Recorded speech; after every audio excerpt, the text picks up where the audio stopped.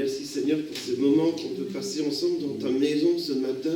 Merci pour ta présence, merci parce que tu es là, présent au milieu de nous comme tu as promis. Tu as dit je serai toujours avec vous.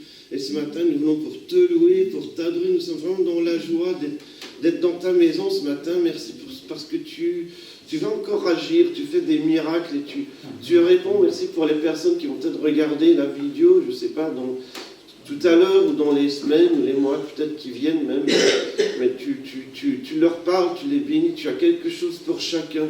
Merci Seigneur Dieu. Amen. Ouais, d'ailleurs, en parenthèse, si vous regardez les vidéos par après ou quoi que ce soit, n'hésitez pas à dire, à mettre j'aime ou à mettre des commentaires ou à vous abonner à la chaîne aussi, hein, parce que on a besoin de plus d'abonnés pour pouvoir faire plus de choses. Donc, en plus, si vous abonnez, vous recevez les notifications dès qu'il y a un nouveau contenu qui est téléchargé, vous le savez tout de suite. Donc voilà, abonnez-vous et regardez les vidéos, partagez-les. Et ceux qui regardent aussi, il y a peut-être des gens qui regardent qu'on ne connaît pas. Hein, voilà, bonjour à vous aussi. Et n'hésitez pas à vous abonner et à écrire des commentaires, à nous contacter si vous avez des questions. Voilà, on se voit tous les dimanches ici à 10h à Verviers et vous êtes bienvenus, chacun est bienvenu. L'Éternel est mon berger, on a chanté que bientôt il viendra me chercher et justement c'est l'une des strophes du chant, hein, la troisième strophe du chant qu'on va chanter, il nous dit bientôt il viendra me chercher et dans sa maison j'habiterai. Hein.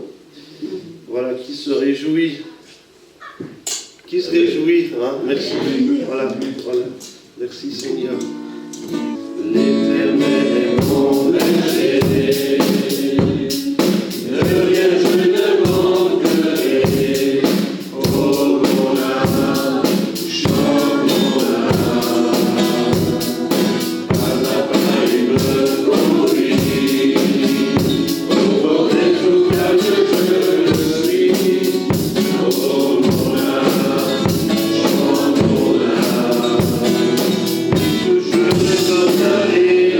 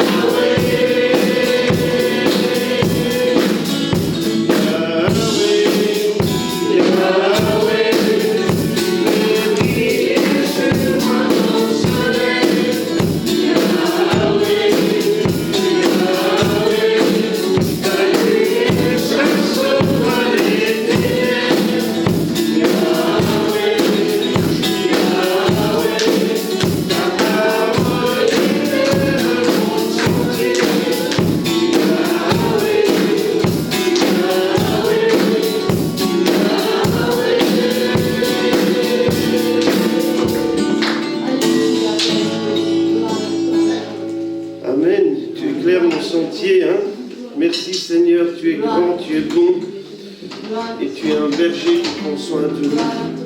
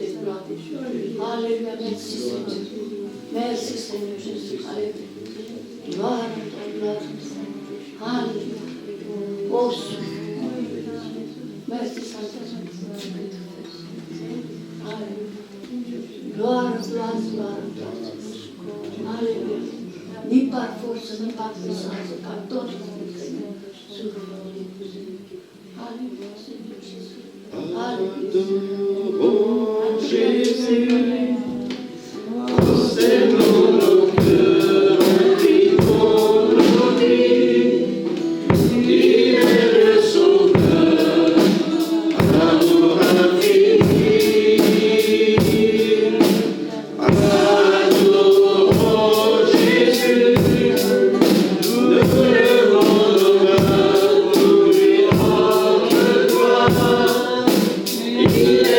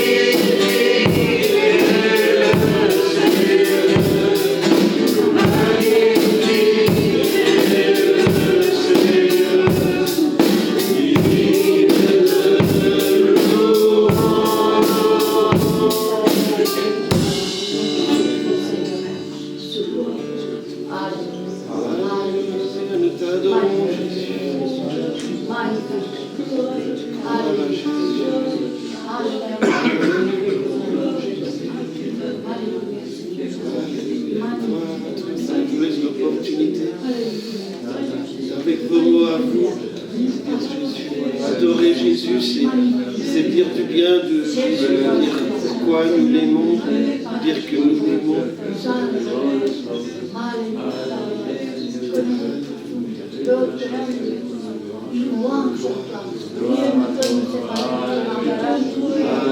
Adorer Jésus, c'est avec le cœur, c'est pas juste des mots, c'est pas des paroles, c'est nos cœurs, comme on a chanté. Prosternons nos cœurs, inclinons nos vies. Gloire à toi, Seigneur. On prend l'occasion ce matin aussi de vous encourager. Donne ta vie à Jésus. Donne ta vie à Jésus, incline ta vie, prosterne ton cœur. Gloire à toi, Seigneur. Nous t'adorons ce matin. Gloire à toi, Seigneur. Je t'aime, Seigneur, et mon cœur s'élance pour t'adorer. Ma joie est immense, entends ma voix et réjouis-toi. C'est mon chant d'amour, oh Jésus, tu es mon roi. Louange à toi, Seigneur. Louange à toi. Louange à toi, Seigneur. Louange à toi. Louange à Jésus. Jésus, merveilleux Seigneur. Oui, cher l'adorateur, qui te loue en esprit, en vérité. Nous sommes là, Seigneur, pour te rendre la reconnaissance qui t'est due, toute la gloire qui t'est due ce matin. À toi, Seigneur, qui règne à jamais, fidélité en fidélité, tu es Dieu. Combien je veux te remercier pour tous les bienfaits, pour tout ce que tu as accompli dans ma vie durant toute cette année. Combien tu es grand, combien tu es puissant, combien tu règnes à jamais, Seigneur. Merci aujourd'hui, nous te remercions pour ta fidélité, ta bonté, qui nous accompagne chaque jour, Seigneur. À toi toute la gloire.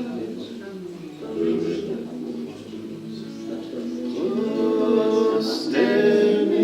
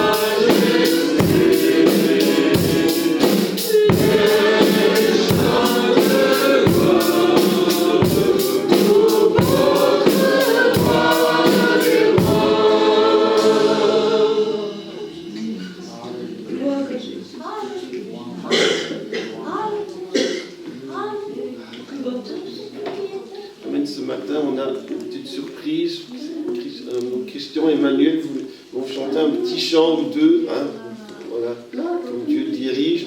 Donc voilà, on va continuer de louer Dieu ensemble. Amen. Avec Christian et Emmanuel.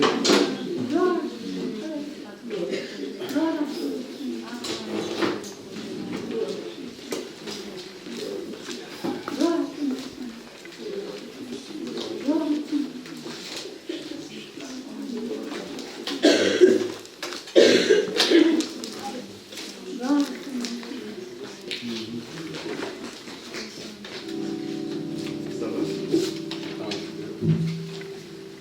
Oui, c'est pas ça.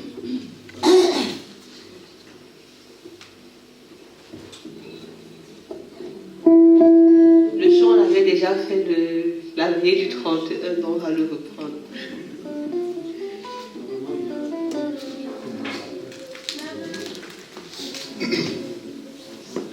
Bonjour.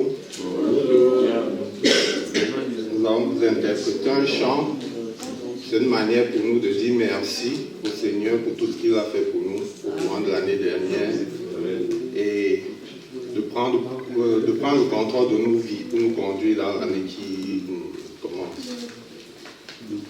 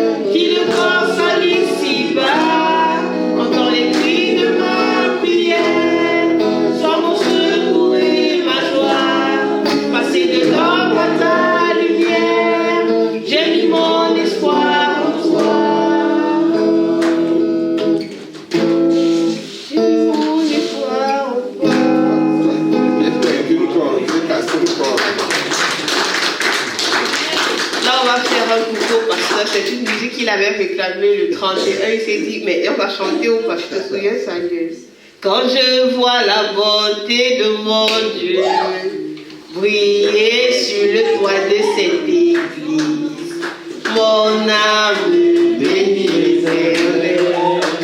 Quand je vois la bonté de mon Dieu briller sur le toit de cette maison, mon âme bénit l'Éternel. Mon âme bénit l'Éternel. L'âme ne bénit pas l'Éternel assis. Bénit l'Éternel. Mon âme bénit l'Éternel. Mon âme bénit l'Éternel. Quand je vois la bonté de mon Dieu briller dans les yeux de mes frères et sœurs, mon âme bénit l'Éternel. Quand je vois la bonté de mon Dieu briller dans la joie de mes enfants, mon âme bénit l'Éternel. Mon âme bénit l'Éternel. Mon âme bénit l'Éternel. Mon âme bénit l'Éternel. Mon âme bénit l'Éternel. Quand je vois la bonté de mon Dieu briller dans le corps de mes frères et sœurs, mon âme bénit l'Éternel. Quand je vois la bonté de mon Dieu briller dans mes problèmes de chaque jour, mon âme bénit l'Éternel. Mon âme bénit l'Éternel. Mon âme bénit l'Éternel. Mon âme bénit l'Éternel. Mon âme bénit l'Éternel. Ensemble louons le Seigneur, il est vivant. Ensemble louons le Seigneur, il est vivant. Ensemble louons le Seigneur, il est vivant. Ensemble louons le Seigneur, il est vivant. Ah, louons le Seigneur, il est vivant. Ah, louons le Seigneur, il est vivant. Ensemble exaltons le Seigneur, il est vivant. Ensemble exaltons le Seigneur, il est vivant. Ensemble glorifions le Seigneur, il est vivant. Ensemble glorifions le Seigneur, il est vivant.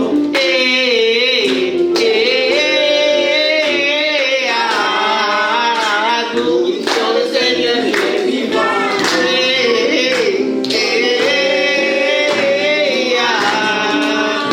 Glorifions le Seigneur, il est vivant. Merci.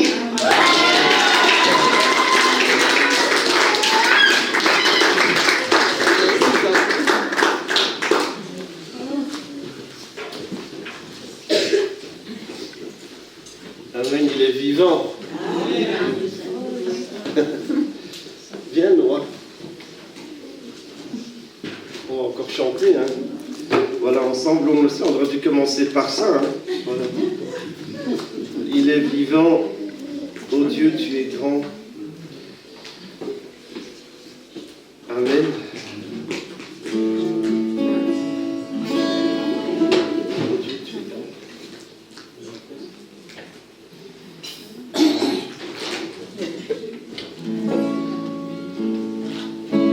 Le roi dans sa splendeur est une majesté, la terre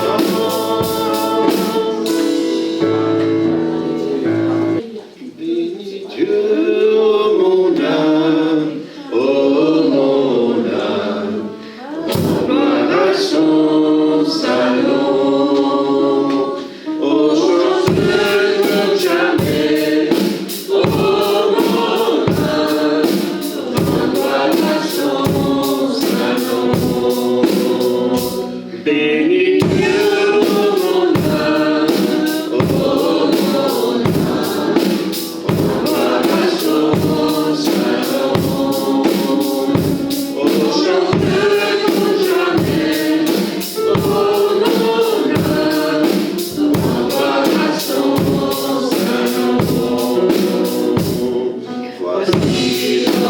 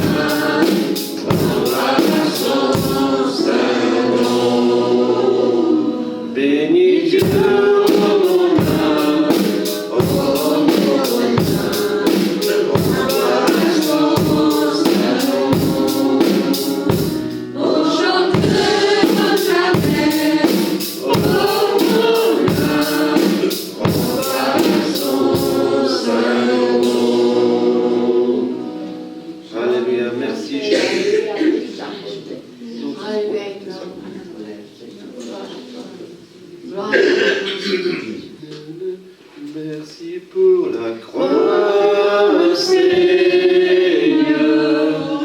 Merci pour le prix payé. Tu portas tous mes péchés. Tu es venu m'étonner par ta gloire. Merci pour l'amour, Seigneur. Merci pour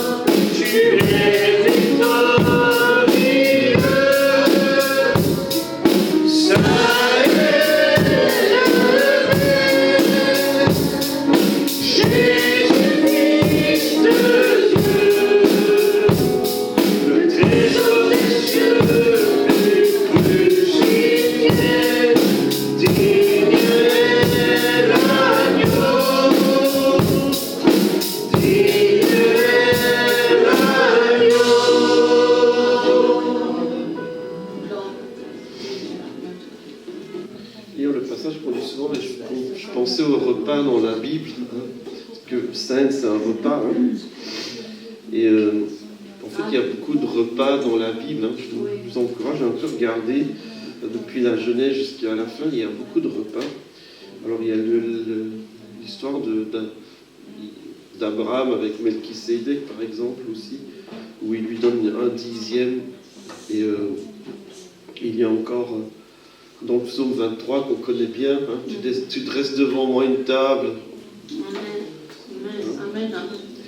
Devant mes ennemis, face à mes ennemis. Et puis Jésus avait souvent des repas avec les gens, d'ailleurs. Et dans toute la Bible, on parle de repas, de passer du temps avec des gens. Ça fait penser que Dieu veut passer du temps avec nous quand même.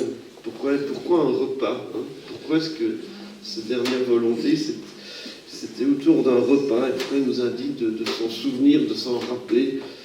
Ça donne comme l'impression que Jésus veut passer du temps avec nous, hein, et veut s'asseoir avec nous, veut parler avec nous, veut prendre le temps avec nous. On a l'impression que manger avec ses amis, c'était quelque chose d'important pour Jésus. C'était vraiment quelque chose d'important pour lui, et sûrement pour nous aussi. Et donc, 1 Corinthiens 11, verset 23, « J'ai reçu du Seigneur ce que je vous ai enseigné. » Ah oui, en parenthèse, dans la Bible, dans l'Ancien Testament, on avait un repas aussi quand on faisait alliance avec quelqu'un. Il y avait souvent un repas. Dieu fait alliance avec nous, et puis on a un repas ensemble pour célébrer l'alliance. C'est un peu comme ça que ça se passait aussi. J'ai reçu du Seigneur ce que je vous ai enseigné, c'est ce que le Seigneur Jésus, dans la nuit, il fut livré, prit du pain. Et après avoir rendu grâce, le rompit et dit, ceci est mon corps qui est rompu pour vous. Faites ceci en mémoire de moi. De même, après avoir soupé, il prit la coupe et dit, cette coupe est la nouvelle alliance en mon sang. Faites ceci en mémoire de moi toutes les fois que vous en boirez. Car toutes les fois que vous mangez ce pain, que vous buvez cette coupe, vous annoncez la mort du Seigneur jusqu'à ce qu'il vienne. Voilà. Évidemment, il avait dit ailleurs que le pain, c'était son corps, hein, qu'il fallait manger et qu'il fallait le boire, et que c'était lui qui donnait la vie éternelle. Ceci est mon corps qui est rompu pour vous. Faites ceci en mémoire de moi. Je suis le pain. Celui qui me mange n'aura plus jamais faim. Hein, c'est ça qu'il avait dit, hein, oui. Et ce qui boit de cette eau n'aura plus jamais soif. Voilà, cette coupe est la nouvelle alliance. Vous voyez, on a fait une alliance et puis on a un repas ensemble. Faites ceci en mémoire de moi toutes les fois que vous en boirez. Et on peut se réjouir que non seulement que Dieu veut passer du temps avec nous, et on a l'impression que c'est ce qu'il aimait peut-être, d'être avec ses disciples, de manger ensemble. Et on peut aussi se réjouir de ce que Dieu a fait une alliance avec nous. Et voilà, j'ai fait alliance avec vous par mon sang. D'habitude, quand on faisait une alliance, chacune des parties devait apporter quelque chose. Hein. Un apportait une chèvre et l'autre apportait, je ne sais pas moi, ce qu'il avait, du blé, voilà. Et chacun apportait quelque chose dans l'alliance. Et il y avait une alliance entre deux villes. Chacun apportait ce qu'il pouvait dans l'alliance pour essayer de se défendre. S'il y en a un qui était plus puissant que l'autre, le plus faible était obligé de toujours de faire ce que le plus fort disait. Mais ici, on dirait que c'est Jésus qui a tout apporté. Hein. C'est son sang, c'est son corps. Et nous, qu'est-ce qu'on apporte? On dit juste merci Jésus, je crois, et c'est tout ce qu'on nous demande de faire. Voilà. Il a tout payé, il a pourvu à tout. D'ailleurs, il a écrit, mon Dieu pourvoira à tous mes besoins. Non, il a pourvu à tout. Et Abraham disait, Dieu lui-même pourvoira. Hein. Oh. Et il a pourvu à tout lui-même. Et nous, on n'a qu'à dire, oui, j'entre dans ton alliance, je te fais confiance, je te dis merci. Et on va passer ce matin, on va dire merci Seigneur. Merci pour la croix, merci pour la grâce qui me surprend. J'espère que vous êtes encore surpris par la grâce. Hein? Parfois qu'on est chrétien depuis longtemps, on dit « Ah mais je connais l'histoire de la croix ». J'espère qu'on est toujours encore surpris et étonné, émerveillé par la croix, par la grâce de Dieu, par l'amour de Jésus. Et que quand on entend l'évangile, même après beaucoup d'années, que ça nous touche encore. Hein. Voilà, on va passer ce matin, on va demander à 2 personnes. Et Lucien, Lucien, puis on va demander, je sais pas, on va demander à Christian comment faire ça. Vous pouvez prier aussi.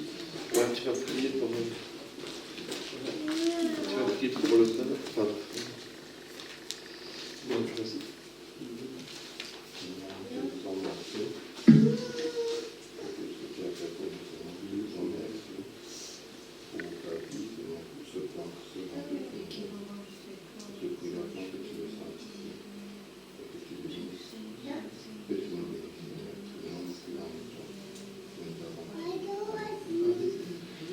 Merci Seigneur Jésus pour le sang, pour la parole, Seigneur. Merci Seigneur parce que ton sang nous lave de tous nos péchés, Seigneur Jésus. Tu nous rends libres, par ton sacrifice, Seigneur. Amen. Merci Seigneur.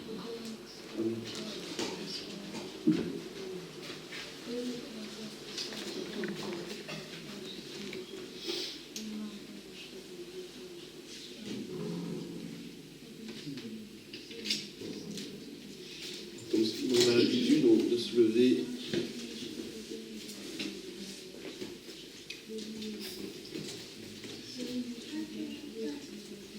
Et on continue dans cette attitude de dire voilà Jésus, je t'adore, je te dis merci. Merci parce que tu as tout accompli. Tu as pourvu à tout. Et tu veux passer du temps avec moi, tu veux être avec moi. Qu'est-ce que tu veux me dire ce matin? Moi, je veux t'écouter.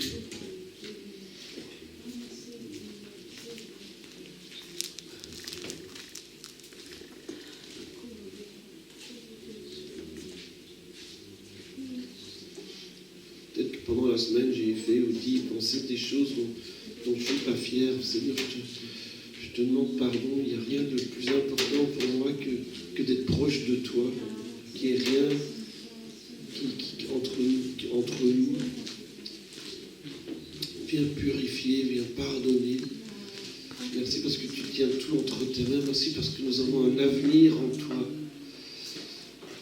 Merci parce que tu reviens.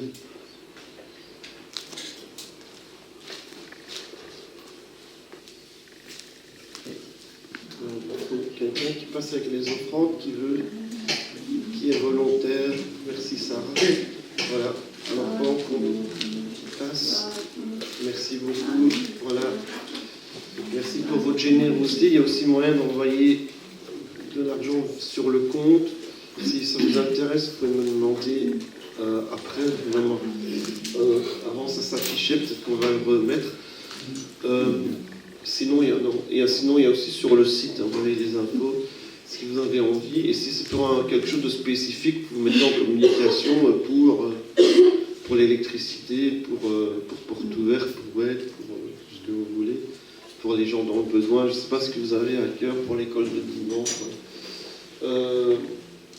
Les réunions, donc bonne année, c'est le premier dimanche de l'année. C'est chouette quand même, commencer l'année en venant à l'église, ça c'est bien. Alors, on continue les réunions. En 2024, on ne va pas s'arrêter là. Donc, le mardi à 2h, c'est la réunion des dames. Vous êtes invités toutes. Et jeudi, on prie à 19h. Et dimanche, à 10h, on a le culte avec l'école de dimanche jusqu'à 12 ans. Et merci beaucoup. Et 2 fois par mois, on a la réunion d'ado. C'est pas toujours les mêmes samedis. Donc c'est avec l'église de Malmedy. Et on est 5-6. Et vous êtes bienvenus si vous connaissez des ados. Donc, s'il y a dans votre famille des ados qui seraient intéressés, donc c'est souvent le samedi. C'est toujours le samedi, c'est vers 19h. Et quand c'est à Malmedy, on y va ensemble. Et quand c'est à Verviers, vous venez ici. Parce qu'une fois on va là, une fois on vient ici. À mon avis, on attend un peu que les fêtes et le nouvel an et tout ça soient un peu passés. Et cours du mois de janvier, on aura encore 1 ou 2 réunions. Donc je vous tiendrai au courant. Voilà. Les calendriers, je pense que c'est fini. Hein, non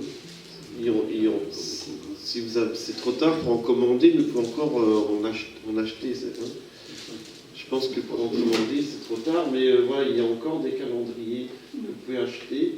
Il faut en parler au pasteur, c'est lui qui s'est occupé de ça. Il y a des abonnements, mais ça c'est trop tard pour s'abonner aussi. Enfin, on peut toujours s'abonner, hein, je pense. On peut s'abonner tout le temps au guide et tout ça. Mais ça, vous pouvez aussi le faire vous-même, hein, à la limite. Hein, vous pouvez faire ça vous-même aussi.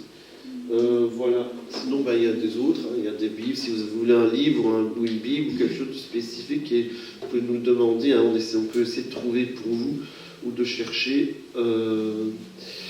Voilà. Je pense qu'il n'y a pas d'autres trucs, hein, non, qu'il n'y a pas d'autres annonces. On va prier et puis on va écouter la parole de Dieu. Hein. Seigneur, merci pour ta présence ce matin. Et nous voulons ouvrir tout grand nos cœurs pour recevoir ta parole ce matin pour nos vies, parce que tu veux nous parler. Et tu n'es pas venu, tu es content d'avoir écouté nos chants et nos louanges, mais tu es venu pour nous parler. Tu as quelque chose à nous dire ce matin. Et je te prie vraiment que tu puisses parler à nos cœurs, qu'on puisse être réceptifs, qu'on puisse recevoir. Et s'il y a des choses que tu nous dis, tiens, ça il faut faire autrement, ou ça il va bien qu'on puisse faire comme tu dis, qu'on puisse mettre en pratique ta parole, qu'on ne se bande pas à l'écouter. Et peut-être que je ne sais pas ce que tu vas nous dire ce matin, mais qu'on soit vraiment ouvert et qu'on ait envie de faire tout ce que tu dis, tout ce que tu veux que l'on fasse.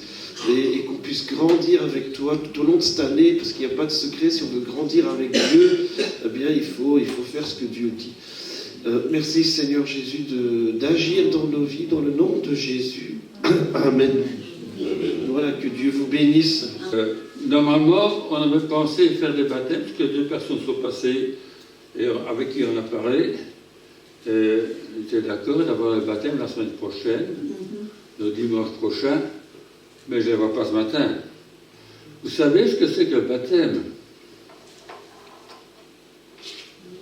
Non. Qui a été baptisé ici déjà?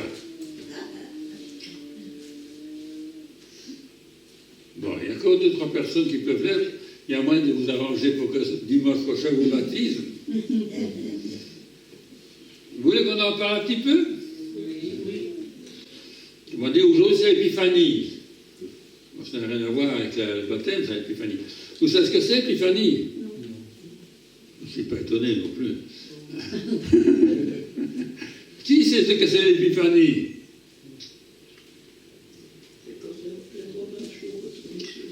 C'est une fête, entre guillemets, de calendrier catholique, bien souvent. Ça me grec en fait. Ça veut dire apparition. Apparition. C'est apparemment quand l'étoile a apparu, je suppose, devant le fromage, voilà, c'est dit. Bon, dans la vie, bien sûr, il n'y a pas en fait apparition, ni apparition de l'ange auprès de Marie, ni apparition de l'étoile auprès de Berger. Il n'y a même pas de fête de Noël. Il y a beaucoup de fêtes qu'on fait, qui ne sont pas dans la Bible. On va même regarder 3 minutes, juste mettre les points sur les i. Si on s'engage pour le Seigneur, on s'engage pour le Seigneur. Ne dis pas, je ne viens pas à l'église dimanche parce qu'il y a football. Ou bien c'est pour le Seigneur, ou c'est pour le monde. Ou c'est pour votre plaisir personnel, ou bien c'est pour Dieu. Il y a des gens qui préfèrent le plaisir à Dieu. J'ai le temps pour Dieu quand je n'ai rien à faire d'autre. Mais Dieu ne veut pas ça. Dieu veut des gens qui sont engagés pour lui. Et qui sont zélés pour les bonnes œuvres. Vous comprenez ce mot zélés? Qui sont bouillants, qui sont zélés pour des bonnes œuvres. Qui veulent faire quelque chose pour Dieu. Qui veulent s'engager pour Dieu. Qui sont prêts à donner leur vie s'il faut pour Dieu. Et ils s'engagent dans les baptêmes en disant je veux suivre Jésus jusqu'au bout. Et s'il faut mourir pour Jésus, je mourrai pour Jésus. Mais il est mort pour moi. Et moi je donne ma vie pour lui. Et tout le reste pour moi c'est rien du tout. Rien du tout. La seule chose qui m'intéresse, c'est Jésus. La vie pour moi, dit Paul, c'est Jésus. Jésus, c'est ma vie. De ma vie, je ne fais aucun cas. Je suis prêt à mourir, à donner ma vie pour Jésus. Jésus, c'est lui le principal. Lui a donné sa vie pour moi. Dieu est venu homme pour que toi tu puisses devenir un enfant de Dieu. Et un jour tu seras dans son ciel. Lui est venu sur cette terre qu'il a méprisée, cette terre qu'il a mise sur une croix. Il est venu verser les siens. Et les siens n'ont pas pris, n'ont pas accepté, n'ont pas accueilli. Il n'y a pas eu de place pour Jésus. Mais il est venu pour que toi tu sois dans son ciel, où Dieu est prêt à t'accueillir. Alléluia. Mais il ne veut pas que tu suives ta propre volonté, il aimerait bien que tu suives sa volonté. Il est venu pour s'attacher à toi, pour faire une alliance. C'est intéressant que mon fils parle de l'alliance. Je vais faire une petite parenthèse. Une alliance, c'est un... vous avez le mot allié, lié. Voilà. Une alliance liée. Deux groupes, deux personnes ensemble. Tout seul ne peut pas faire une alliance, il faut au moins deux. D'accord? Et dans le temps, c'était facile. Quand on regarde bien la Bible, dans l'histoire, une guerre, un roi plus fort que l'autre, a vaincu. Et il avait le suzerain, le principal, et puis il faisait une alliance. On l'a vaincu. Tu es prêt à allier avec le vainqueur? Ah, je n'ai pas le choix.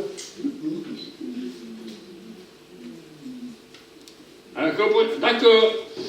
J'accepte ce que je dis. Alors le roi vainqueur dit, voilà, tu paieras autant de milliers d'argent par mois, par habitant. Et l'autre disait, oui. Et 10 fois ceci, 10 fois ça. Oui. Et on va s'allier ensemble, oui. D'accord. Tu me donnes des hommes, je te donnerai des chevaux. Oui, tu iras à la guerre pour moi. Oui. Et l'alliance est de ça. Où le fort écrasa le faible. Et le faible, par obligation, si on peut dire, n'a pas le choix. Si je ne veux pas continuer la guerre, s'il fallait arrêter la guerre, il fallait qu'il capitule, et il fallait qu'il abandonne tout entre les mains du grand roi. Alors quand on lit l'Alliance dans l'Ancien Testament, c'est ce qu'on voit. On voit des guerres, on voit des gens qui sont soumis à d'autres, qui sont écrasés par d'autres, et qui doivent payer des tributs et des petits tributs. Et parfois ils se révoltent. Il faut des alliances. C'est facile de faire une alliance comme ça. Hein. Je t'écrase et tu seras obligé. Tu es vaincu. Mais ce n'est pas ce que Dieu veut comme alliance, bien entendu. Ce n'est pas ce que lui a organisé. Mais on comprend à penser dans le temps où quand les gens faisaient alliance avec Dieu, ils disent oui, qu'est-ce que Dieu demande? Eh bien, il demande ma vie, il demande mes sous, il demande mes enfants, il demande mes biens, il demande tout, je lui donne tout.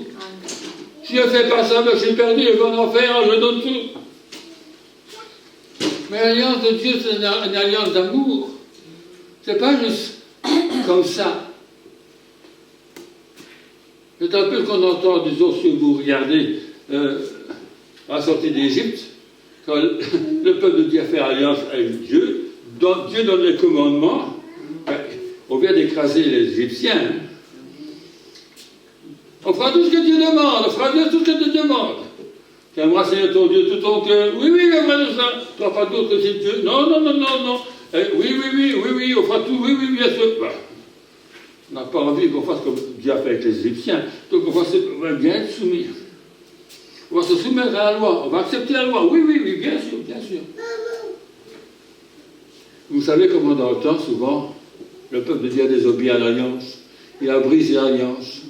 Et alors on voit comment Dieu, dans son amour, essaie de repêcher les gens. Une femme qui court après ses amants à gauche, à droite, et le mari qui cherche après elle, qui la retrouve et qui la reprend. Dieu qui aime son peuple. Et Dieu qui recherche le cœur, qui reviens à moi. Rebelle, reviens à moi. Révolté, il revient à moi. Et Dieu qui appelle son peuple à revenir tout le temps. Et le peuple dit reviens. Et après quelques temps, il abandonne Dieu à nouveau. Et on recommence. Et Dieu continue à rechercher son peuple qui se perd tout le temps, qui va continuer à rechercher. Mais on s'aperçoit parce que l'alliance entre Dieu et les hommes, ce n'est pas un homme qui veut dominer sa femme et l'écraser. Mais c'est quelqu'un qui veut ouvrir son cœur, qui veut partager avec son épouse ce qu'il aime. Et l'alliance chrétienne, c'est ça aussi. Hein? Vous vous mariez, ce n'est pas pour écraser l'autre, ou parce que vous êtes obligé de... Je suis bien obligé de marier ce monsieur-là. Après tout ce qu'il a fait pour moi. Un autre dit, ce monsieur-là, je l'aime, je ne sais pas trop pourquoi, mais il est beau. Hein? Tout le monde trouve qu'il est laid, moi je trouve qu'il est beau, voilà. Et c'est par amour. D'accord? Et l'alliance que Dieu veut, c'est une alliance par amour. C'est pour ça que c'est une nouvelle alliance. Que l'ancienne alliance, c'est une alliance où on était sous la loi, sous la tutelle. Et Dieu dit non, je mettrai mes lois dans votre cœur. Je donnerai un cœur nouveau, un esprit nouveau. Vous allez pouvoir m'aimer comme moi je vous aime. Vous allez comprendre quelque chose. Et que Dieu est un Dieu d'amour. Et pas simplement un Dieu saint et parfait, exigeant. Un Dieu terrible, comme vous avez récemment. Dieu est un Dieu terrible. Beaucoup de gens pensent que c'est un Dieu terrible. Et Dieu dit non, je vous aime. Et je vous appelle continuellement à revenir, et entrer dans une alliance. Une alliance. Amen. Où on fait les choses par amour.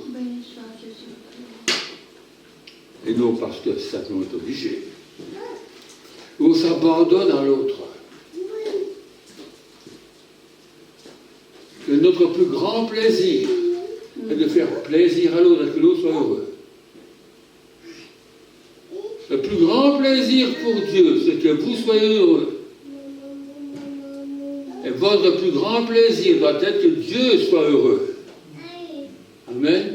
Pas que vous soyez bénis, mais que Dieu soit heureux.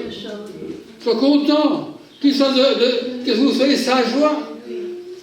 J'aime mes enfants. Amen. Même celui qui est rebelle, peut-être, mais je l'aime quand même. Et je vous aime quand même. Et ce qui fait plaisir à l'enfant, c'est de savoir que son père et ses parents sont heureux. Qu'est-ce que les enfants aiment si ce n'est que cela? Voir que leur père est content. Il a fait un effort. Il n'avait que 4 sur 10, il en a 4,5 maintenant. Et papa dit ça va, il y a progrès. Il est content, papa est content s'il y a progrès. Amen. Et quand ça ne va pas, ben, l'enfant est triste parce qu'il voit son papa qui est triste. Si le papa est triste, ben, l'enfant est triste aussi. La joie de l'enfant, c'est de rendre ses parents heureux. Et si en obéissance, en étant sage, ils sont heureux, ben combien? Ben, on va faire l'effort. Amen. Ce que vous cherchez là, ici-bas, c'est que votre Père Céleste soit heureux, soit content, soit satisfait. Voilà. Je vous donne tout ce qu'il faut pour que vous lui fassiez plaisir. Vous donne de l'argent, comme ça vous pouvez en donner à gauche, à droite. Vous donne la santé, comme ça vous avez de la force pour travailler pour les autres. Et comme ça, il est heureux aussi. Et les autres aussi. Et vous aussi. Parce qu'il y a plus de joie à donner qu'à recevoir. D'accord? Et Dieu avait compris cela. Et pour lui aussi, il y a plus de joie de donner. Il a donné son fils parce qu'il vous aime. Parce qu'il vous aime. Amen. Il a donné son fils. Amen. Et c'était une joie pour lui donner son fils. Oh, ben, c'est pas possible. Il n'a plus à l'Éternel de donner son fils. Il n'a plus. Un verset à Isaïe. Il n'a plus à Dieu pour avoir une famille. Une famille extraordinaire. Amen. Eh bien, on a trouvé Matthieu chapitre 2. Hein. On revient à ce qu'il avait dit qu'il allait dire. Parce que c'est l'épiphanie. Je vais donner ces 3 trucs. Jésus étant né à Bethléem en Judée, au temps du roi Hérode. Il y a une histoire de roi ici quand même. Vous savez que, d'après Luc, il y avait recensement de toute la terre. Tout le monde habitait, est connu à l'époque. Ce recensement a eu lieu sous Tibère, non. Tibère, c'était... Comment? César Auguste. Ah, il y a plusieurs Césars, il n'y a pas que Jules. César Auguste, c'est le premier de César. C'est le plus grand de César.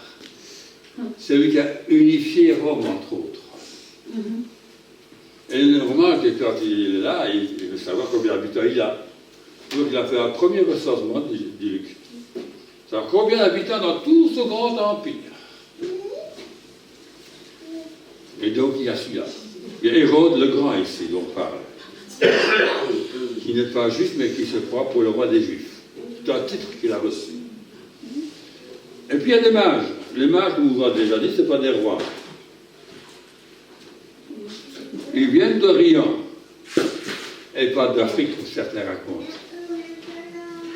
Les mages viennent d'Afrique. Vous connaissez la chanson. Balthazar et Melchior et Watley. Vous connaissez Melchior Watley, hein? Oui, vous connaissez maintenant. Alors. Bien sûr, c'est pas ça. Ni Gaspard, ni ça. C'est pas dans la Bible, tout ça. Il y avait peut-être 30 mages. 30. Je sais pas. 20. Je ne sais pas quoi vous limitez à 30. Parce qu'il y a de l'or et de l'argent. Oui, c'est ça. Les mages. Alors, le mot veut simplement dire sage, en fait. Les mages, il y en avait en Orient. Oui. L'Orient, c'est de quel côté?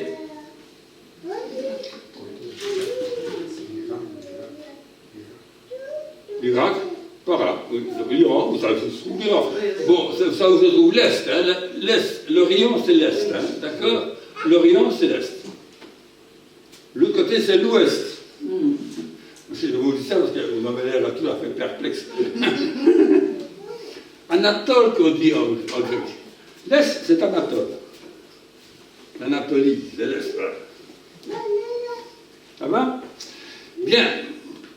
Donc, les mages, en fait, au départ, ça vient des Mèdes. Des Mèdes. Les Mèdes, c'est un peuple qui est en dehors de l'Empire romain, en fait.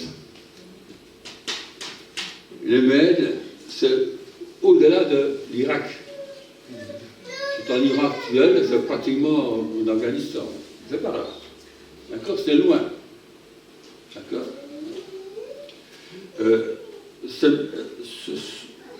On pourrait penser que ce sont des prêtres. En fait, c'est des gens, une religion perse. Mais c'est surtout des intellectuels pour l'époque. Tous des sages. Ils sont souvent avec des rois. Ils sont des conseillers des rois, etc. C'est pas n'importe qui. C'est vrai, ce sont des astronomes. Et comme c'est dans l'Ancien Testament, dans l'Ancien temps, l'Antiquité, les astronomes sont un petit peu astrologues aussi. C'est-à-dire, ils lisent les étoiles. Ils tirent des pronostics. Mais il faut aussi des recherches. Pourtant, on n'a pas de télescope, mais c'est étonnant comment ils savent un petit peu les détails de toutes les étoiles qu'il y a. Les constellations, choses comme ça.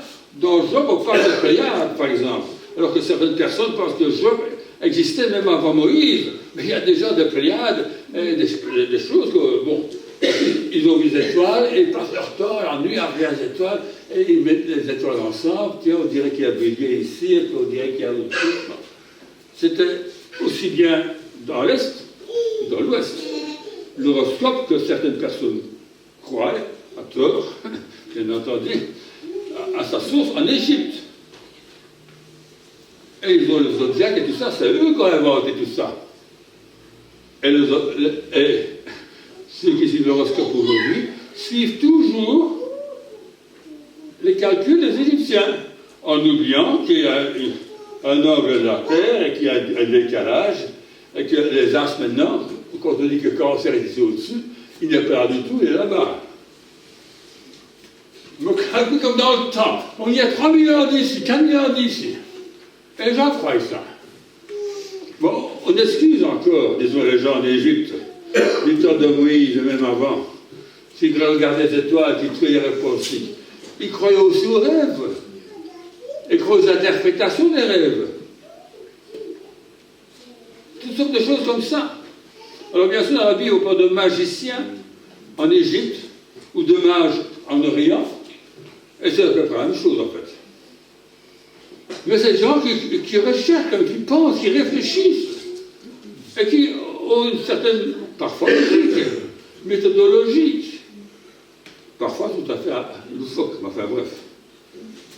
Donc dans le livre de Daniel, tiens, pour y penser un petit peu, au chapitre 2, je prends ça comme exemple, Daniel. Donc Daniel, c'est à peu près 600 avant Jésus-Christ. Un petit peu avant 600 avant Jésus-Christ. Et elle a régné, enfin elle a prophétisé surtout sous le roi Nabuchodonosor, ou Nabuchodonosor.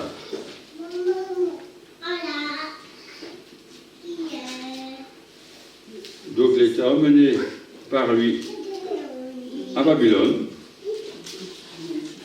C'est là qu'il a surtout prophétisé. Et au chapitre 2, vous relirez le premier chapitre si vous avez envie, mais vous voyez que Nabuchodonosor n'était pas un bête type. Il était très malin, Nabuchodonosor. Il avait tout un tas de jeunes qui avaient suivi 3 années d'études poussées, croyez pas n'importe qui. C'est des gens qui avaient capturé en Israël, des nobles et des gens comme cela, qui l'avaient amené dans son pays. Et pendant 3 ans, on va les instruire sur les lettres et les lois babyloniennes, chaldéennes.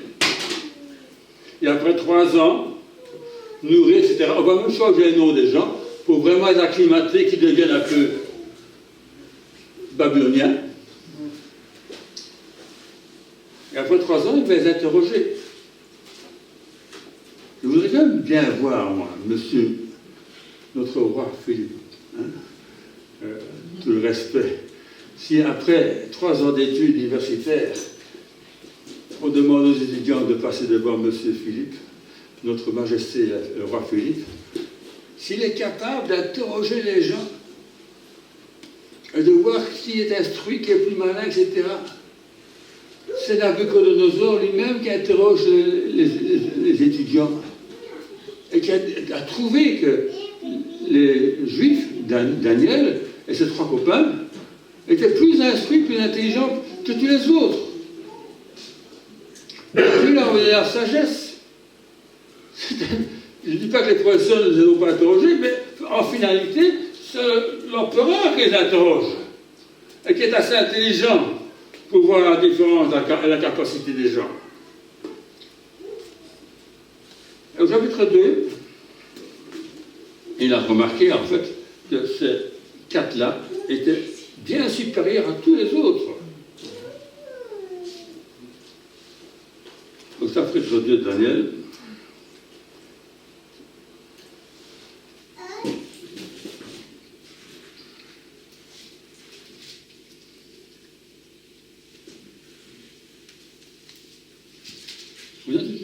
la seconde année du règne de Nabuchodonosor, il eut des songes, il y avait l'esclavage, etc. Le roi fit appeler les magiciens, un autre mot pour mage en fait, les astrologues, c'est de 10 hommes d'aventure, ça c'est ceux qui disent l'horoscope, les astrologues, pas les astronomes, les astrologues, les enchanteurs, pas formés non plus, et les Chaldéens, ce sont les gens de Babylone. La Chaldée, c'est tout ce qui entoure la Babylonie. Pour qu'ils lui disent les sons que j'avais eus. Et bien sûr, les gens ne sont pas capables. Alors finalement, en fin de compte, verset 10, les Chaldéens répondirent au roi, il n'y a personne sur la terre qui puisse dire ce que demande le roi. Aussi jamais roi, quelque grand et puissant qu'il ait été, n'a exigé une pareille chose d'aucun magicien, astrologue ou chaldéen. Il s'est tombé le enchanteur. Ce que le roi demande est difficile, il n'y a personne qui puisse le dire. Le roi se met en colère et décide de tuer tous les sages. c'est le mot employé.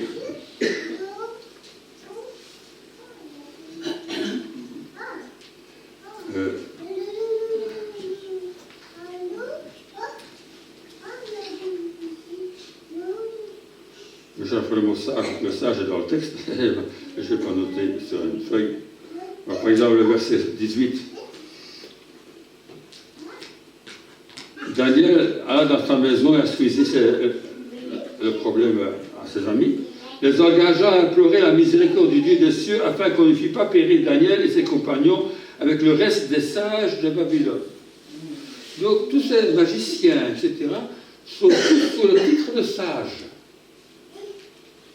Sont les sages. En anglais, on ne dit pas les mages, on dit les hommes sages. Les sages viennent d'Orient. Les sages viennent d'Orient. Et en français, nous avons les mages, parce qu'en grec, c'est Marios, donc c'est mage. Mais c'était pour l'ancien temps, c'était des sages. Et pour les Grecs, tout le monde est dans le même panier. Magicien, prêtre, enchanteur, tout ce qui est beau. Tout ce qui est un peu religieux comme ça. Et qu'ils soient un peu intelligents, instruits. Bon. Donc, ces mages qui viennent d'Orient, ce ne sont pas simplement des gens qui font des pronostics. Ce sont des gens éduqués, qui font des recherches, etc. Et que le roi questionne parfois, qui ont des conseils politiques même. Ce sont des gens importants quand même, ces mages. Mais on ne sait pas combien ils sont. Ils viennent d'Orient. Alors, c'est en dehors de l'Empire romain, je dis, parce que Babylone, c'est une chose. Nous sommes à peu près à l'année 600. Mais 50 ans plus tard, à peu près, enfin 539, je crois, de bonne mémoire, Babylone tombe entre les mains des Perses et des Grecs et des Mèdes, qui ont fait alliance. Mèdes et les Perses pour faire un seul pays.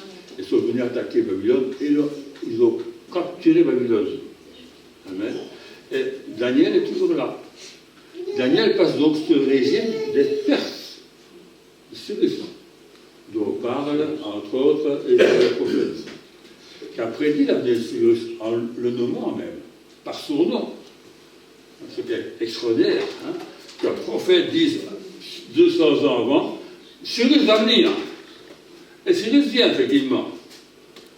Et Daniel est en fin de carrière, il est déjà très âgé quand Cyrus arrive. Et on a des villes comme Mède, etc., comme Suse, qui est la capitale de Médie, etc. Bon, donc, nous avons l'Empire babylonien qui est détruit, et puis des inconnus qui viennent, d'accord, et qui deviennent un nouvel empire. Et puis cet empire perse va être pris par des Grecs. Puis on va avoir l'empire grec. Et puis après les Grecs, les Romains vont venir. Puis on aura l'empire romain. Et du temps de Jésus, on a l'empire romain. Les Romains sont contents d'avoir pas mal de pays, mais apparemment, la Médie, c'est en dehors. Comme les Parthes, etc. Les Romains ont eu pas mal de bagarres avec les Parthes. C'est le pays, c'est le territoire en dehors de l'Empire romain. Où on parle quand même dans la Bible. Ces mages sont venus d'Orient et disent, où est le roi des Juifs? Alors, tiens, on parle de roi, quoi. Où est le roi des Juifs qui vient de naître? Le roi des Juifs, c'est pas seulement le roi des Juifs, c'est le roi des rois. Il y a bien sûr l'empereur sur le trône. Il y a le roi Hérode qui est là sur Israël. Mais il y a le roi des rois. Et le roi des rois, il est où? Il croit que c'est le roi des Juifs. Mais Hérode n'est pas content, bien sûr. Le roi des Juifs, c'est moi. Où est le roi des Juifs qui vient de naître? Alors, tout Jérusalem est troublé quand les mages viennent et demandent à Hérode, où est-ce qu'il est le roi? Ben, il n'y a pas de roi ici. Ah, il y a mon âge, bon. 4 ans après, il est mort. Donc, je ne sais pas. Il est déjà très âgé, donc, Hérode le Grand. Et tout le monde est troublé. Où est le roi? Où est le roi? Hein? Quelqu'un vient à Bruxelles, à la Raquel, il dirait, où est-ce qu'il est le roi? Est-ce qu'il est le roi? Il n'y a pas de roi, il n'y a pas de renaissance. De quoi est-ce qu'on parle? On a vu son étoile. Il n'a pas dit on a vu l'apparition, il a dit on a vu son étoile. C'est le terme employé. Nous avons vu son étoile à l'Orient. Et on a suivi l'étoile, et on vient pour l'adorer. On a cherché à savoir le nom de l'étoile, on ne le sait pas. Bon, j'ai dit ça comme ça. Alors, on a pensé à la comète de Halley, on a pensé qu'il y avait une coïncidence de planètes à un moment donné. Alors ça fait moins 4, ça fait moins 11, ça fait moins 7. Enfin, on ne sait pas quoi c'est donné finalement. Parce que c'est vrai qu'à ce moment-là, maintenant aussi, il y a toujours des histoires qui se passent dans le ciel. C'était un pronostic de ça. On est venu pour aller adorer. Ils sont venus adorer un roi. Moi, je vous interdis d'adorer un roi ici sur terre. Hein. Vous pouvez honorer le roi. Honorez le roi Philippe, surtout honorez-le. Mais n'allez pas l'adorer. Où est le roi de naître? Où est le roi des Juifs? On vient l'adorer. Il vient d'un pays très très lointain. Ils ont peut-être fait 2000 ou peut-être 20 000 kilomètres. C'est plus de 20 000, je crois, que 2000. Pour venir adorer le roi des Juifs.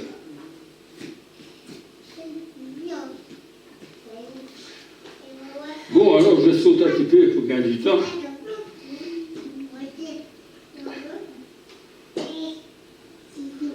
Donc, après avoir entendu le roi, verset 9, ils partirent et voici l'étoile qu'ils avaient vue en Orient marchait devant eux jusqu'à ce qu'il était arrivé au-dessus du lieu où était le petit enfant et s'arrêta. Quand ils aperçurent l'étoile, ils furent d'une très grande joie. Ils entraient dans la maison, virent le petit enfant et Marie, sa mère, et se prosternèrent et adorèrent.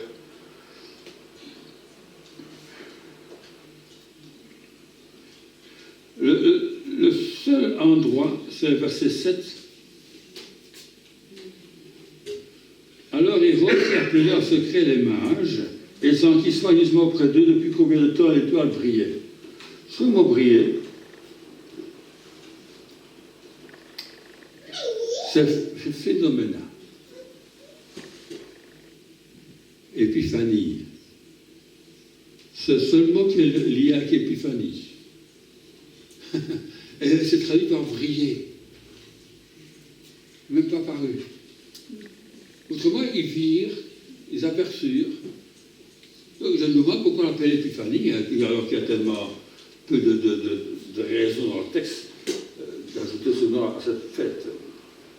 Bien. Alors, donc l'étoile est partie de l'Orient et a traversé tout le restant la Médie, toute la Syrie, pour le moment c'est allé en droite, d'accord? Et puis tout le nord, pour arriver au-dessus de Jérusalem. Je suppose aller plus ou moins à la droite, c'est-à-dire traverser une partie du désert, ça fait quand même pas mal de kilomètres. Même à d'autres chameaux, aussi par ces dromadaires, ceux qu'ils avaient, ou se venus à pied, ils ont suivi l'étoile en tout cas. Il n'avait pas d'aller très vite. Puisque, après avoir questionné les mages, Hérode a fini par assassiner tous les enfants mâles en dessous de 2 ans. Est-ce qu'il a fallu 2 ans pour aller de là-bas, de Médie, jusqu'à Jérusalem? Il a fallu assez de temps, en tout cas. En tout cas, quand ils arrivent à Bethléem, Jésus n'est pas dans la crèche.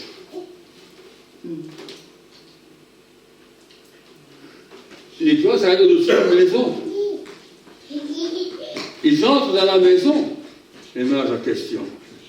Quand Jésus s'est arrêté, bon, je l'ai closé à l'élément. Après, je ne sais pas où il est parti avant. Des nuages peut-être couverts. Ils entraient dans la maison, verset 11. Virent le petit enfant avec Marie.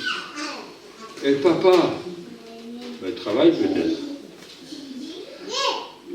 Et puis Marie avec sa mère se prosternèrent et l'adorèrent.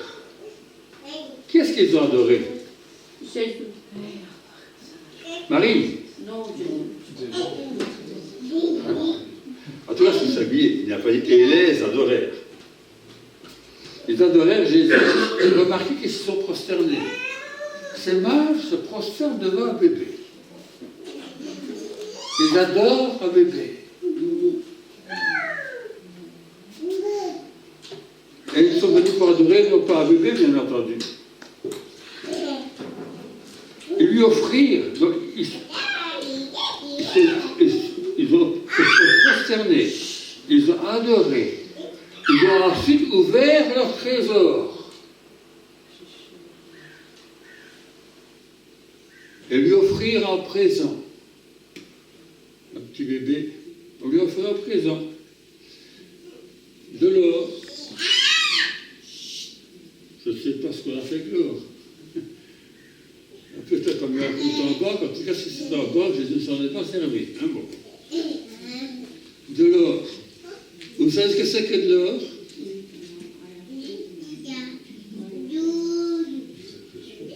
C'est un métal précieux, très vrai. Un métal précieux, là. Vous n'en avez pas beaucoup. Certains au-dedans en or, ça ne veut pas tout ce qu'ils ont. Bon.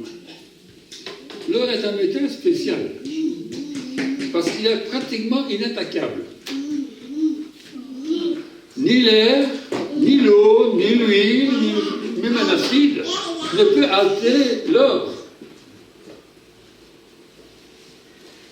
On peut le dissoudre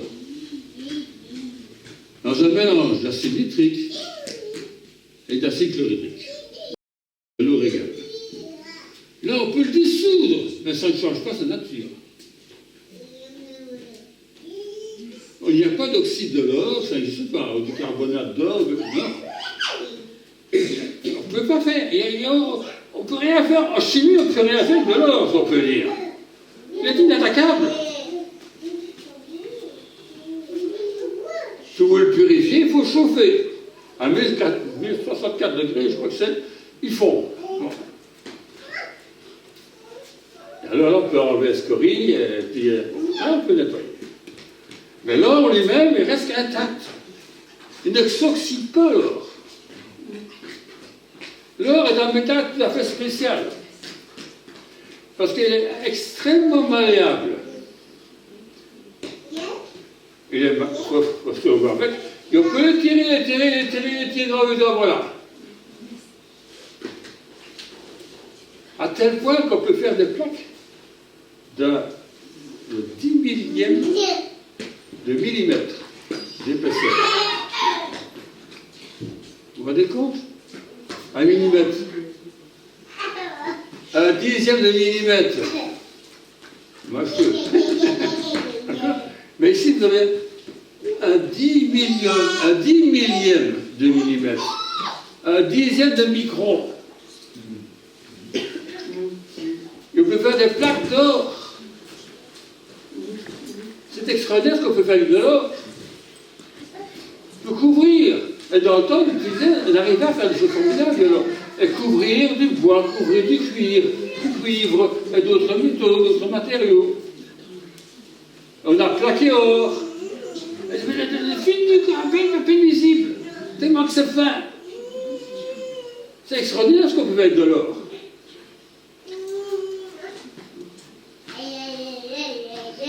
Et soutenir, offrir de l'or. C'est formidable, un produit qui ne s'altère pas. Il y a des choses qu'on a à la maison, on est content de savoir, et puis après ça rouille. On a des bières de gris, c'est du cuivre, on a autre chose avec d'autres matériaux. Bon. Mais l'or, non. Ils sont venus offrir de l'or. Est-ce que vous pouvez offrir à Dieu quelque chose d'inaltérable, quelque chose qui est pur, quelque chose qui ne change pas, quelque chose qui est, je veux dire, sain, absolument particulier. C'est ce qu'on offre à des rois. C'est quelque chose de formidable, de l'or. Il lui a offert de l'or. Il lui a offert de l'encens aussi.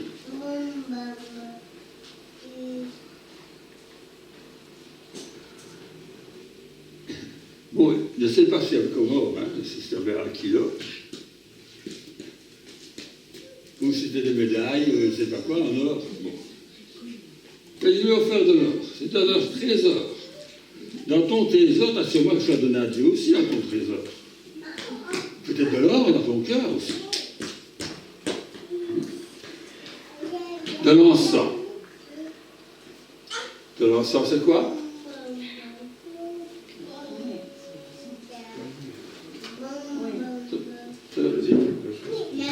Ça sent bon, hein, oui. Là. Ne demandez pas à mon épouse, elle déteste l'odeur de l'encens. Mais les orientaux, en tout cas, apparemment, ils aiment beaucoup cette odeur douce de l'encens, qui est en fait un mélange d'aromates. Il n'y a pas une plante qui pousse de l'encens. C'est un mélange. Et c'est vrai qu'on l'utilise surtout du point de vue religieux. Dans beaucoup de religions anciennes, orientales, on utilise l'encens.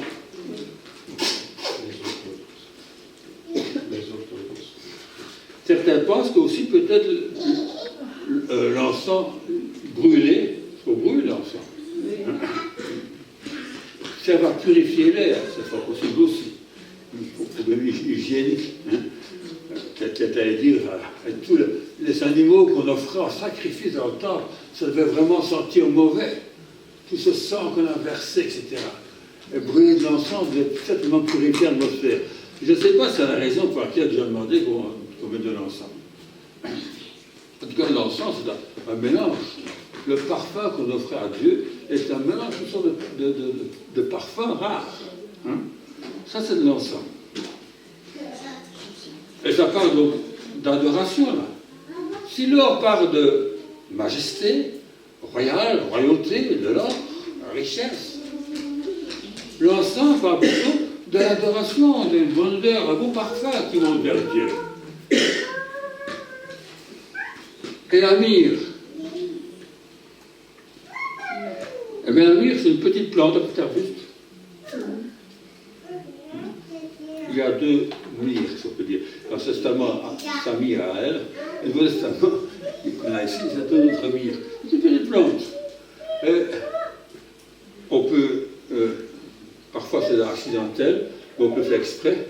On peut faire, on appelle, blesser le tronc, hein, d'accord, comme on fait pour le caoutchouc, d'accord, c'est un peu dans le système, et puis il soigne quelque chose.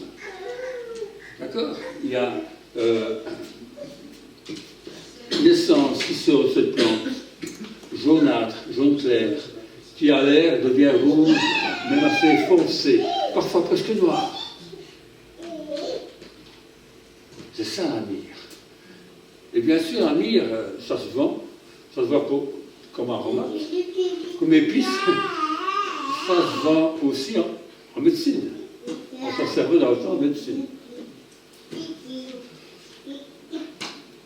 Si on offrait de la myrrhe pour la crucifier, c'est pour ça, parce que ça avait un effet, disons, pour enlever la souffrance, la douleur. Un effet un petit peu second, un peu comme une drogue. La myrrhe, on a offert la myrrhe. Ça parle plutôt donc de souffrance, d'humanité, de souffrance. Et là, on a un roi, Jésus qui est le roi, on lui offre de l'or, sa richesse. On a l'humanité, Jésus, la souffrance, la myrrhe, et puis il est le prêtre, le grand souverain sacrificateur, à qui on offre de l'encens. Les ces trois-là. Voilà un petit peu l'explication de ces choses, que nous, on offre aussi à Dieu. Hein? On offre aussi tout ce qu'il y a de richesse. À lui, la richesse, la gloire, l'honneur. Amen. Et tout revient au Seigneur, tout. Amen. Et nous venons l'adorer. Lui, quelqu'un a mis les 3 C. La crèche, la croix, et puis la couronne. Amen. La couronne. Il y a une couronne pour notre roi. Notre roi est couronné de 1000 couronnes. Amen. Il était couronné d'épines sur la croix. Maintenant, il est couronné de gloire. Amen. Pour un certain temps, il était fait inférieur aux anges, de peu peut-être. Il était devenu un homme. Il a souffert, il est mort. Il a fallu qu'il souffre parce que les hommes souffrent. Il a fallu qu'il meure pour nos péchés parce que les hommes meurent aussi. Lui, il n'avait pas péché. Mais Dieu a souverainement élevé, il a donné le nom qui est au-dessus de tout nom. Il a donné le nom qu'est le Seigneur des Seigneurs, le Roi des Rois. La couronne de gloire et d'honneur. Amen. Ainsi, nous avons la crèche, bien sûr. Le roi, à qui on donne toute la richesse. On a la croix, où l'homme, Jésus, meurt. Et puis, le roi des rois, assis à droite de Dieu, sur le trône de Dieu. Amen. Et la couronne. Et aujourd'hui, c'est ce que nous sommes venus faire. Adorer le roi des rois. On a laissé la crèche derrière nous. La croix aussi, quelque part. Puisque nous savons que Jésus est assis à droite de Dieu. Et nous le couronnons. Et nous l'adorons. Et nous le louons. Et nous lui donnons. Nous lui offrons. Nous lui présentons ce qu'est notre trésor. J'espère que votre trésor n'est pas vide. Que vous avez des choses à offrir à Dieu. Comme les mages offert. Amen. Voilà l'histoire de l'épiphanie en question. On ne sait pas la date, bien entendu. On l'a mis 15 jours après Noël. Enfin, moi je le trouve, c'est bien 15 jours. Hein. On n'en sait rien. Si je calcule bien, c'est peut-être 1 an après, peut-être 2 ans après. Qu'est-ce que les mages sont venus? Voilà. Alors pour ceux qui n'ont pas encore été baptisés, je vais donner un verset au deux. Je regrette que les gens ne sont pas là. Parce qu'on avait décidé ensemble qu'eux voulaient être baptisés immédiatement, les jeunes en question. Donc, il faut quand même vous préparer, annoncer à vos parents, que les gens soient au courant. Hein, et puis voilà, est-ce que dans 15 jours ça va? Je dis oui, mais je ne les vois plus. J'avais bien dit pourtant. Le baptême, c'était un engagement. Vous faites alliance avec Dieu, en quelque sorte. Vous engagez envers Dieu. Il n'y a aucune obligation, bien sûr, de venir tous les dimanches à l'église. Mais de se consacrer à Dieu, oui. Donc, dans Marc 16, je vais essayer de faire un prolongement. Je ne vais pas trouver non plus. Marc 16, Jésus dit à ses apôtres, allez par tout le monde et prêchez la bonne nouvelle, en mort sa résurrection surtout, à toute la création. Celui qui croira et qui sera baptisé. Alors le mot baptisé veut dire quoi?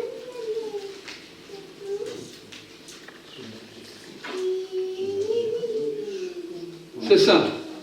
Notre sœur ne parle pas beaucoup, mais je comprends les gestes.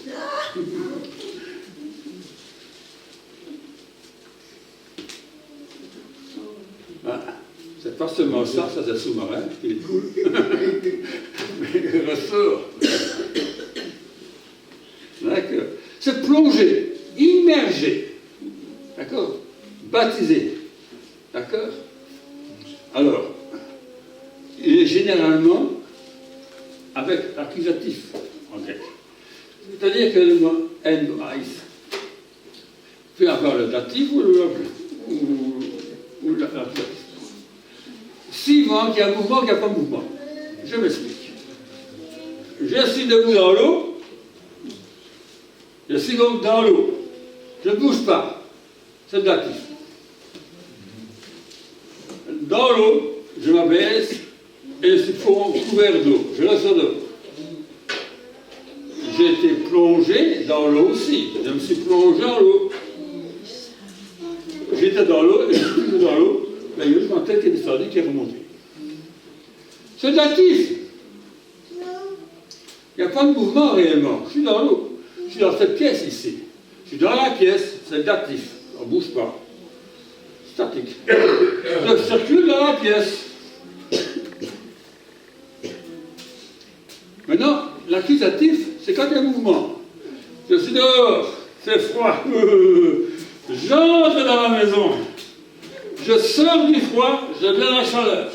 Je sors de l'extérieur, je rentre à l'intérieur. Il y a un mouvement, il y a un changement de phase, si vous voulez, de lieu. D'accord? Je suis dans la piscine, je vais à la piscine, je suis sur le bord de la piscine, je marche au bord de la piscine. D'accord? Et puis, je décide de changer. Je me mets sur le tremplin, 1, 2, 3, puis quelqu'un me pousse, et je plonge dans l'eau. D'accord? Je passe de l'air à l'eau. D'un état dans un autre. Je sors d'un état pour entrer dans un autre.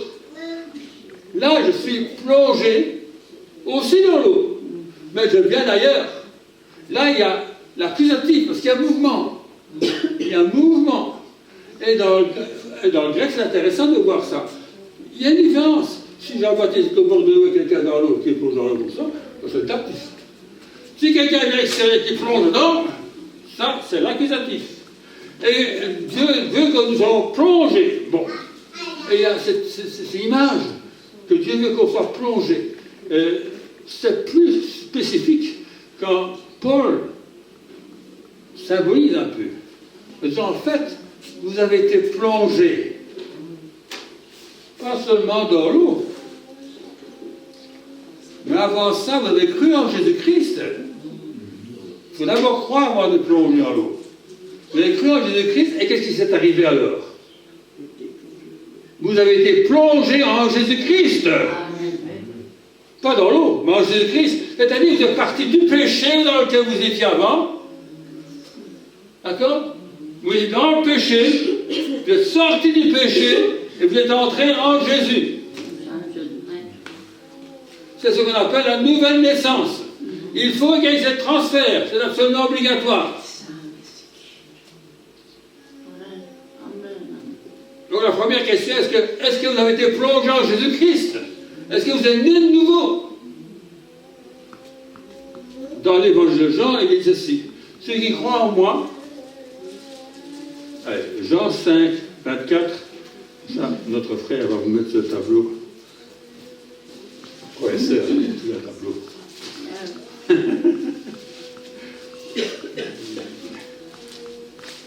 Jean 5, 24.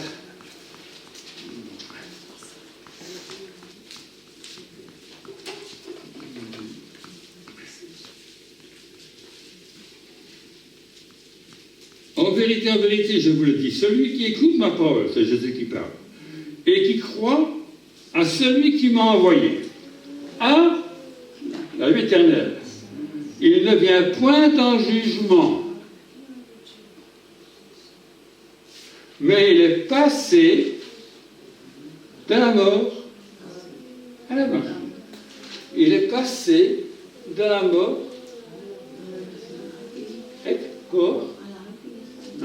de la mort à la vie, avec le mouvement et l'accusatif.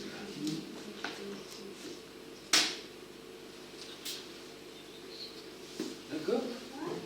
Tu étais mort dans tes péchés. Tu as accepté Jésus-Christ, tu crois en lui. Celui qui croit en lui a la vie éternelle. Il ne vient point en jugement. D'accord? Mais il est passé de la mort à la vie. De l'air dans l'eau. Du péché à Jésus-Christ. Paul dira, vous êtes morts, vous avez été baptisés dans la mort du Seigneur. Vous avez été baptisés en Christ, vous avez été baptisés dans sa mort. Vous avez même planté avec lui et vous avez récité. Vous faites qu'un bloc avec lui. Une seule plante. Il meurt sur la croix, et là, qu'est-ce qu'il voit sur la croix? Je vois le pasteur Evans. Il est en train de mourir. Et puis, on l'enterre.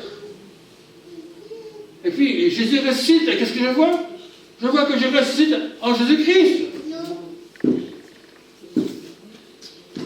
Il y a un nouvel être qui sort. cette vie. Alléluia. Alléluia. Avant, j'étais mort. Maintenant, je vis. Avant, j'étais sous la condamnation, sous le jugement. Maintenant, il n'y a plus aucune condamnation. Parce qu'avant, j'étais dans le diable, maintenant, je suis en Christ. Amen. J'ai changé complètement de phase, de nature. Une nouvelle nature en Jésus-Christ. Les choses anciennes sont passées. Toutes choses, ça ne va pas mentir, hein. Toutes choses sont devenues nouvelles. Parce que je suis en Christ. Et le baptême d'eau, c'est ça que ça symbolise. Jean d'un côté, tout sec et tout sale.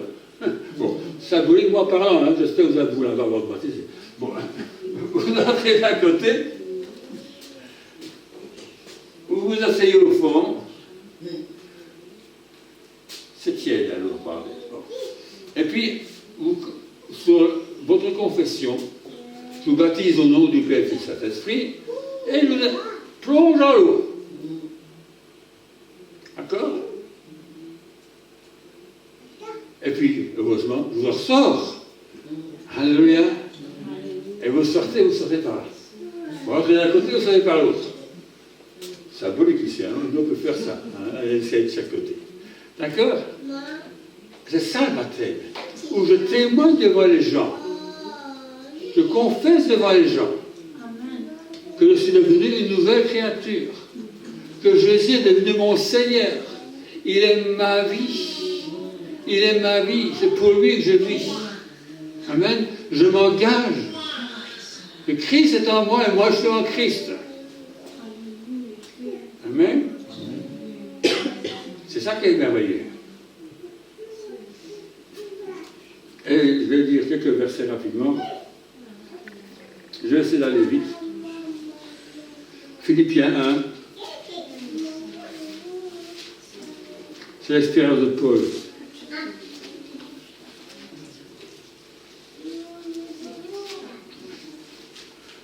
Le 21.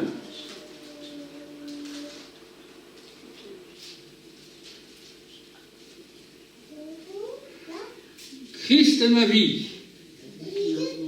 Et la mort physique m'est un gain. Quand je meurs, je vais au ciel. Bon.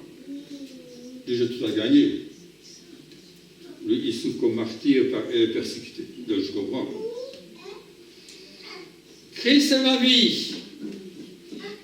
La vie pour toi, c'est quoi? Pour certains, c'est le travail. En fait, c'est ça votre Dieu. La vie pour vous, c'est quoi? Ce sont mes enfants. C'est ça votre Dieu. C'est votre portefeuille. C'est ça votre Dieu. L'apôtre Paul dit dans le contexte, moi je tiens, pour moi c'est rien du tout ça. Chapitre 3, tous les Philippiens.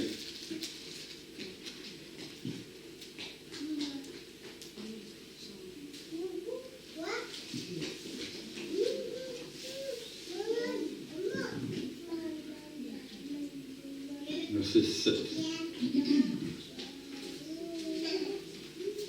Avant, dit-il, avant, j'avais un certificat de baptême dans l'église catholique, enfin, c'était juif. J'avais été circoncis, j'avais été faire des études universitaires avec Gamaliel, je ne sais pas qui encore. J'étais un grand personnage, zélé, bouillant pour ma foi, pour ma religion, le pharisien, irréprochable, honnête, brave, un brave homme. Je persécutais tout le monde, mais c'était pas grave. J'étais persuadé que j'étais parfait. Verset 7. Mais ces choses qui étaient pour moi des gains, des bons points.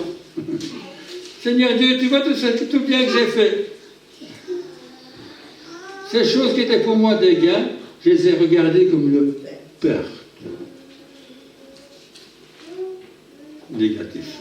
Une perte. À cause de Christ.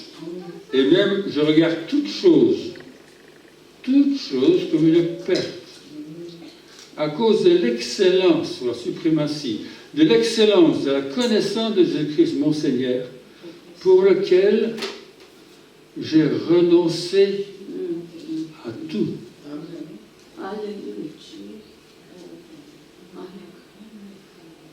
Il dit, les autres se marient, moi je ne me marie pas, dit-il. Les autres travaillent, moi je travaille pour le Seigneur. Les autres peut-être ceci, mais moi, Dieu m'a dit, bah, je t'appelle pour être apôtre, je suis apôtre. Et je renonce à tout. Je renonce à tout. Tous mes diplômes, toute ma réputation, tout ça, tous les honneurs que j'avais avant, je renonce à tout. Parce qu'il y a qu'une seule chose qui m'intéresse, c'est Jésus. C'est le gars qui a trouvé un trésor dans un champ et qui vend tout ce qu'il a pour acheter le champ. Pas pour y planter les légumes, mais juste pour le trésor dedans. Et Paul qui a abandonné tout, renoncé à tout. Moi ci, moi ça, moi ci, moi ça, moi, zéro, enfoui, perte. Une seule personne m'intéresse. Et quelle est cette personne-là? C'est Jésus. Je renonçais à tout. Et je regarde toutes choses comme de la boue. Afin de gagner Christ. Amen. Gagner, c'est un terme, bien sûr, on ne gagne pas. On reçoit Christ, mais voilà. Et de trouver en lui, c'est tout ce qui m'intéresse. Quand Jésus me trouve, quand Dieu est allé me chercher, que Dieu me trouve en Christ. Pas dans les affaires, mais en Christ.